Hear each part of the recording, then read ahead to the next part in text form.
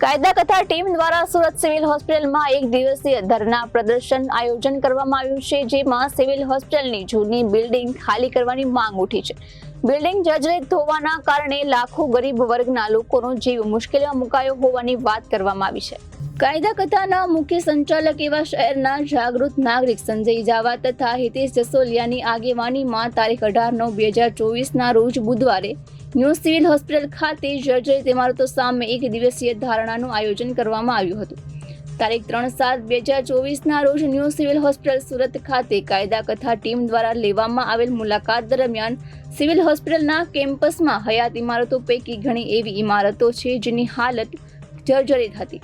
કાયદા કથા ટીમ દ્વારા લેવામાં આવેલ વિડીયોના આધારે તારીખ 9/7/2014ના રોજ આ જર્જરિત ઇમારતો ખાલી કરવા અંગે સંબંધિત અધિકારીઓને લીગલ નોટિસ પાઠવીને તાત્કાલિક કાર્યવાહીની માંગ કરવામાં આવી હતી.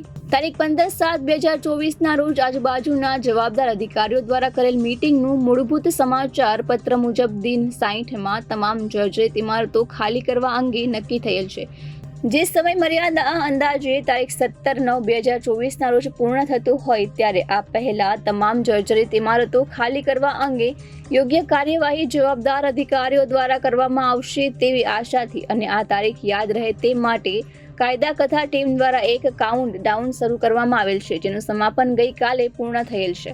તારીખ 17/9/2024ના રોજ સુધી આ તમામ જર્જરિત ઇમારતો કાર્યરત ઓર્થોપેડિક વોર્ડ તથા ઓટી તથા અન્ય ડિપાર્ટમેન્ટ ખાલી નહીં કરવાના કારણે તારીખ 19/9/2024ના રોજ બુધવારે સવારના 9 કલાકે સાંજના 6 કલાક સુધી 100થી વધુ જાગૃત નાગરિકોએ એક દિવસીય પ્રતિક ધારણા પર બેસવા માટે પોલીસની મંજૂરી માંગી હતી.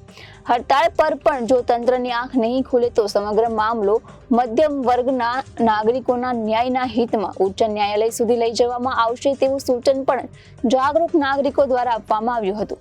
કાયદા કથા ટીમ દ્વારા આજે એક પ્રતિક ધરણાનું આયોજન કર્યું છે, કારણ કે એટલા માટે કરવું પડ્યું છે. આ જે ખંડેર બિલ્ડિંગ છે છેલ્લા 9 વર્ષથી ખંડેર તરીકે જાહેર થઈ ગયેલું હોવા છતાં આજ દિન સુધી એની અંદર ખાલી મરામત સિવાય બીજું કોઈ કામગીરી કરતા નથી, કારણ કે આ બિલ્ડિંગ ચાલે એવી પરિસ્થિતિમાં નથી. આ બિલ્ડિંગ ગમે ત્યારે પડી જવાની સંભાવના છે, ટેકા મારીને એને સપોર્ટ કરી રાખે છે. તો આવા સંજોગોમાં આ બિલ્ડિંગ જલ્દી તકે ખાલી કરે એના માટે અમે અમારું ટીમ દ્વારા આવેદનપત્ર આપવામાં આવ્યું છે અને વકીલ નોટિસ પણ આપીને એની અંદર માંગણી કરવામાં આવેલું છે.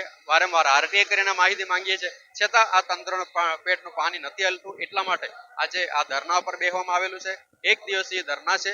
જો આનાથી કામ ના ચાલે તો ઉગ્ર આંદોલન કરવાનું પણ અમારી ચીમકી છે, કારણ કે આ ગરીબ દર્દીઓ એના માટેનો સવાલ છે. એના માટે કોઈ અવાજ નથી ઉઠાવતું અને અન્ય કોઈ જગ્યાઓ પર કદાચ જો પૈસાવાળા માટે કોઈ આ સ્ટ્રક્ચર હોત, આ ક્યારનું બની ગયું હોત, સુવિધા પણ સારી મળતી હોય, પણ આ ગરીબ માટેનું છે. એટલા માટે આ બાજુ કોઈ જોતા નથી અને આ બિલ્ડિંગની હાલત રોજ ખરાબ થતી.